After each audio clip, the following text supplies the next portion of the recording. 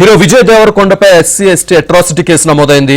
Retro pre release event లో tribals ను తీవ్రవాదులతో పోల్చుతూ విజయ్ దేవరకొండ మాట్లాడారు. దీనిపై గిరిజన సంఘాలు ఆందోళనకు దిగడంతో రాయదుర్గం పోలీసులు కేసు పెట్టారు.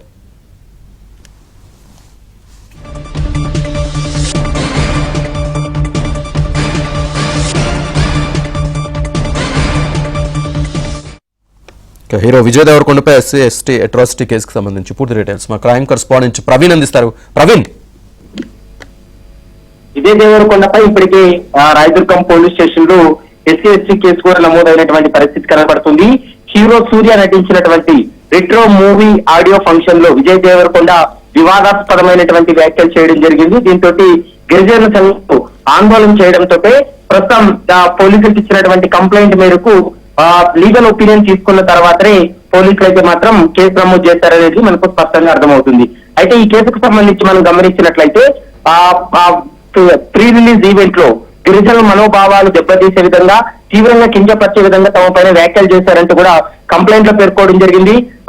విజయ్ దేవరకొండ చేసినటువంటి కామెంట్స్ 500 సంవత్సరాల క్రితం వారు బుద్ధి లేకుండా మినిమం కామన్ సెన్స్ లేకుండా కొట్టుకున్నారనేటువంటి వ్యాఖ్య ద్వారా గిరిజన సమాజాన్ని అవమానపరిచే విధంగా వ్యవహరించారు. కాబట్టి అతని పైన చర్యలు తీసుకోవాలంటూ కూడా స్పష్టంగా అందులో పేర్కొన్నారు. మరోవైపు తమని పాకిస్తాన్ ఉగ్రవాదులతో పోల్చేలా వ్యాఖ్యానించడం సరైంది కాదు, గిరిజనుల ఆత్మగౌరవాన్ని దెబ్బతీసే విధంగా స్టేట్మెంట్ లో ఉన్నాయి కాబట్టి ఇవి సోషల్ మీడియాలో విపరీతంగా వైరల్ అయ్యాయని కూడా వాళ్ళు ఇచ్చినటువంటి కంప్లైంట్ లో కూడా ఉంది. దీంతో పోలీసులు లీగల్ ఒపీనియన్ తీసుకున్న తర్వాత విజయ్ దేవరకొండ పైన SC ST atrocity case 3 section 1 R SC ST atrocity case నమోదు చేస్తున్నట్లు ఇప్పటికే చెప్పడం జరిగింది. ఎఫ్ఐఆర్ కూడా నమోదు చేసినటువంటి పరిస్థితి కనపడుతుంది. గత నెల ఏప్రిల్ లో జరిగినటువంటి ఆడియో ఫంక్షన్ లో ఈ విధంగా వ్యాఖ్యానించడంతో ప్రస్తుతం సోషల్ మీడియాలో సంచలనంగా మారాయి.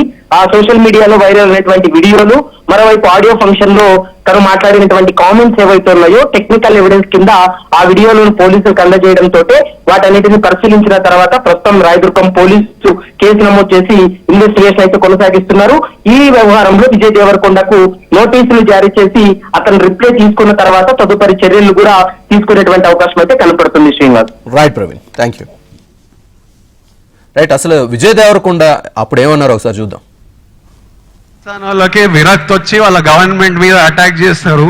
ఇట్లనే కంటిన్యూ అయితే అసలు 500 years బ్యాక్ ట్రైబల్స్ కొట్టుకున్నట్టు వీళ్ళు బుద్ధి లేకుండా మినిమం కామన్ సెన్స్ లేకుండా చేసే పనులు.